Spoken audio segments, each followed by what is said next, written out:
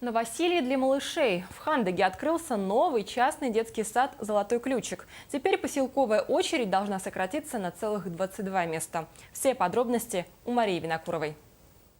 Это уже второй частный детский сад в райцентре Тампонского Улуса, который распахнул свои двери для самых юных хандыгчан с года до 3 лет. Сегодня в очереди от 0 до 3 лет состоят 213 детей. Заведующая нового детского сада «Золотой ключик» для открытия детского учреждения в кредит приобрела 4-комнатную квартиру в жилом доме спального микрорайона Хандыги. На выигранный грант главы района в 300 тысяч рублей закупила детскую мебель, игрушки. Также в приобретении мебели помогло управление образования. Депутаты Хандыгского поселкового совета обещают поставить во дворе детскую площадку.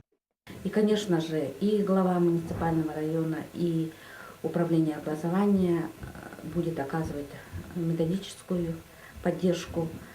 Глава сегодня пообещал, что на особый контроль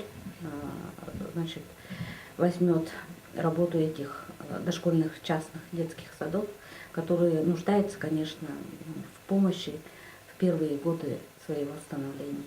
Детский сад рассчитан на 22 ребенка, но уже сегодня записано 28 малышей. Пока здесь будут работать только 2 человека – повар и сама заведующая, она же воспитатель. Оксана Петровна Фуштей до ухода в декретный отпуск 5 лет работала воспитателем в детском саду «Мишутка» ясельной группе. А когда пришел черед отдавать ребенка в садик, столкнулась с проблемой острой нехватки мест в дошкольных учреждениях. Так появился детский сад «Золотой ключик». У меня была сначала проблема с детским садом, не могу строить садик ребенка.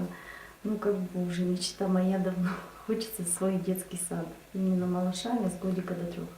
Конечно, хочется лучше. Все, чтобы у нас родители довольны ходили, и как с удовольствием, что дети. Дальше планируем, конечно, лучше.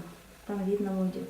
«Золотой ключик» будет работать как обычный детский садик, как по графику, так и по режиму. Также детей здесь можно будет оставлять на непродолжительное время, на час, полдня, а при желании и на ночь. Открытие частных детских садов активно поддерживается Тампонским управлением образования, которое намерено до 2016 года ликвидировать очередь в детсадах от 3 до 7 лет. Таким образом, будущее по присмотру и уходу за детьми от 0 до 3 лет именно за частными детскими садами. Мария Винокурова, Джоулстан Толстяков, НВК Саха, Хандыга.